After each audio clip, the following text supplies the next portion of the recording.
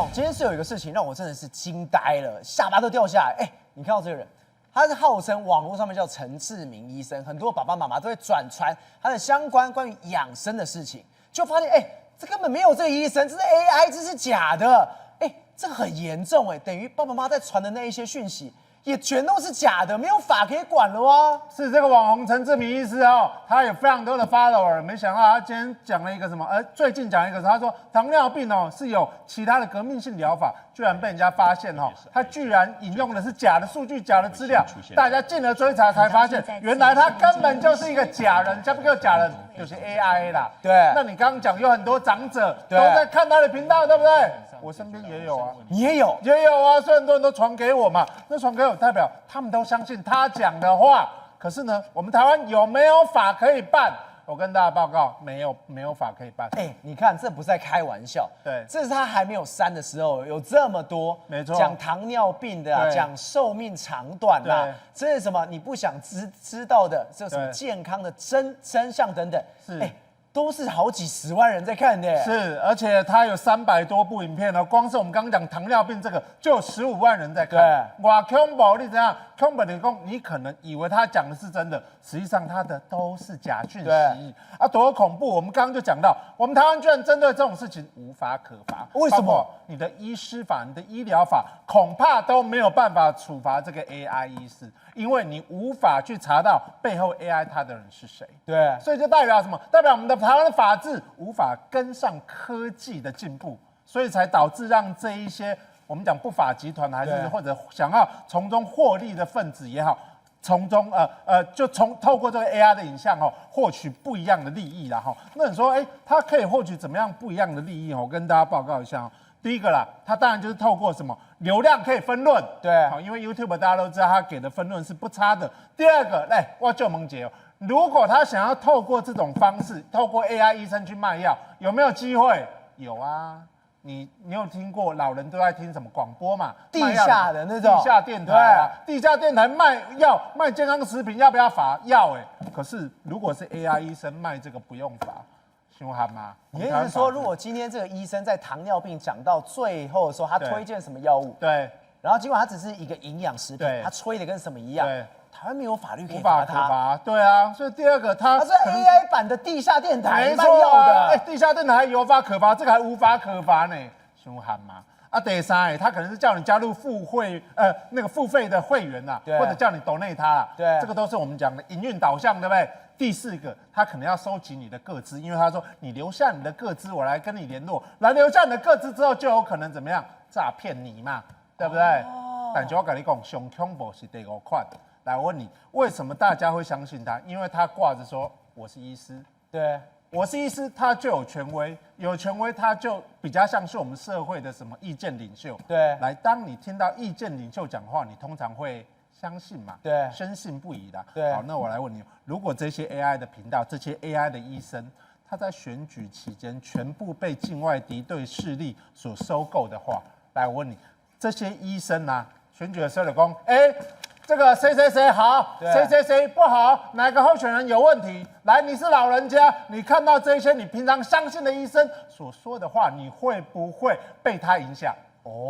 会影响。而且我们看到我们这一张图出来乐享养生，对，智慧之泉，没错，他都引用这一些医生的东西都是假的 AI 医生他在养粉丝，他在养粉丝，他有一天要拿用的，对，而且注意一下他虽然写出他的资讯是人在台湾，对不对？对，来，但是我们关键时刻的制作单位抓包，他说什么？往下看，他的字幕都用什么字？看一下简体字，对，他甚至还说诚挚提醒。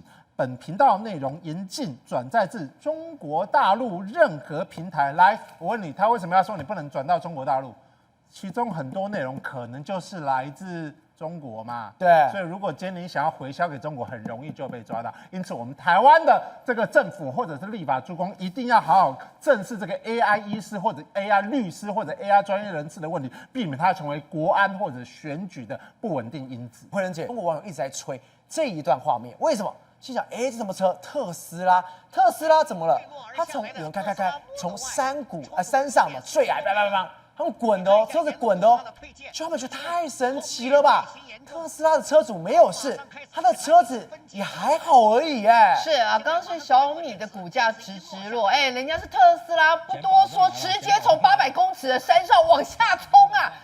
这个画面真的太惊人了，心里想说这也太厉害了吧？怎么车子？我跟你讲哦，800公尺的悬崖边上掉下来之后，人家毫发无伤怎么可能？真的，我也觉得很荒谬。它是翻滚的对，而且不止翻滚，你看车子迷迷冒冒，整辆车事实上是真的整个外壳看起来是真的很惨，但是这个车主说，没关系，你帮我修复，就真的人家现在他整个全程直播啊，这个湖北宜昌啊，他就是说好，既然你要救，我们就花了3天的时间，还叫那个吊车从悬崖这边，你有没有看到都飘雪了，好不好？对，直接就这样子把。这是维修队。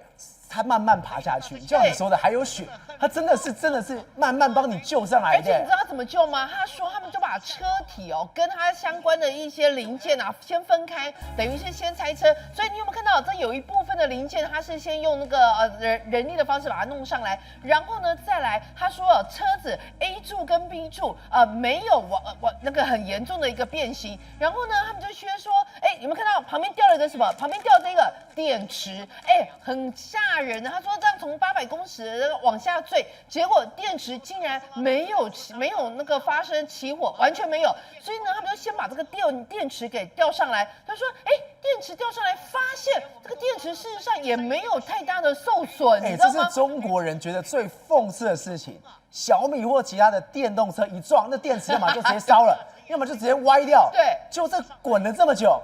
他没事的，没事，而且你现在看到他把车体交上，你没有看到他车体原则上还那个形状还是有呈现的 A 柱 B 柱都没有太大影响。然后呢，他们就说整个光是这个车子救援花了3天的时间啊，救上来之后呢，他们就进场维修，我跟你讲，他们就说很厉害，光是他说这个车身它是采用钢铝混合的一个架构，然后呢，他说它的顶部啊是有高强度的硼钢加固啊，所以呢，你看这个他就讲，他说我们现在救上来之后呢，我们要花5天，希望可以在5天的时间让这一辆特斯拉的那个 Model Y 可以恢复运作。对啊，他真的是进去修，但他现在已经快修好。他真的可以开了，他现在在跟你讲，他太扯了吧？对，很可怕。他说我们现在大概已经花了1-2天的时间，你现在看起来外观上还有其他，就是当然最后修复一定是外观，但是他有跟你讲他说我们进去看了。发现了它的主机啊，还有它可以跟你诊断出，目前为止有21个故障需要修复，但是这21个故障，全部都给你列好。后来我们就心里想说，这个也太厉害了吧！就坏它的这个特斯拉本身，包括除了你现在看起来这个外观有一个比较严重的损坏之外，它竟然主机的部分，还有包括它的刚提到它的那个电池的部分都没有太大障碍。所以心想说，这特斯拉也太厉害，人家就心里想。说不仅是这样，包括连开这个车，这个驾驶还活蹦乱跳。你现在看到是什么？另外一辆特斯拉怎么样？它是烧过的。这一辆特斯拉虽然起火，但是它的娱乐功能完全没有任何损伤，还在那边唱歌。这太扯了吧！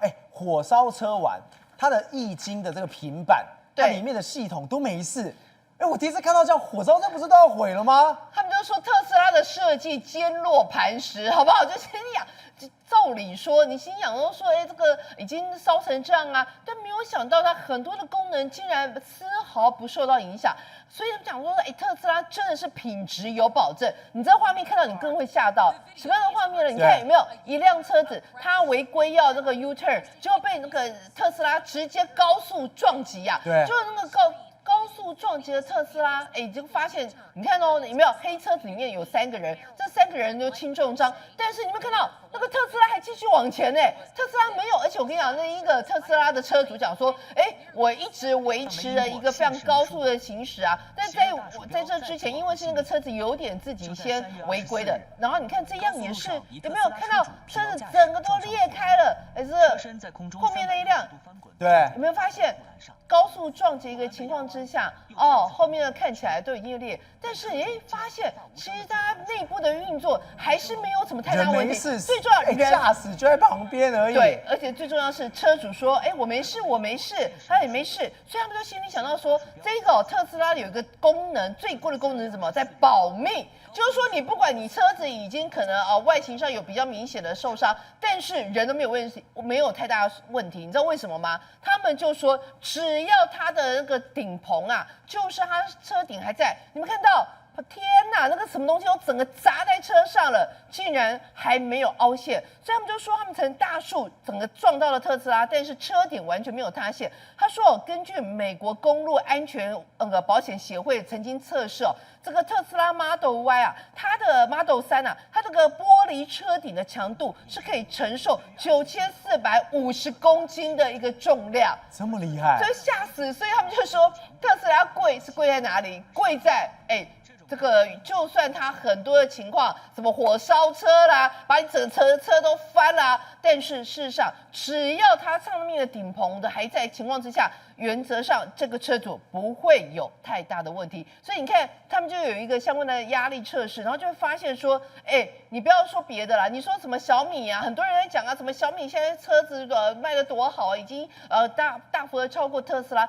但是在保命这件事情上，在安全系数这些事情上，人家特斯拉还真的没有含扣。宏观取材，厘清真相，犀利精准，深入剖析，时刻掌握关键，新闻时事不漏接。老时段，新气象，我是钟浩和，关键时刻2.0全新出击。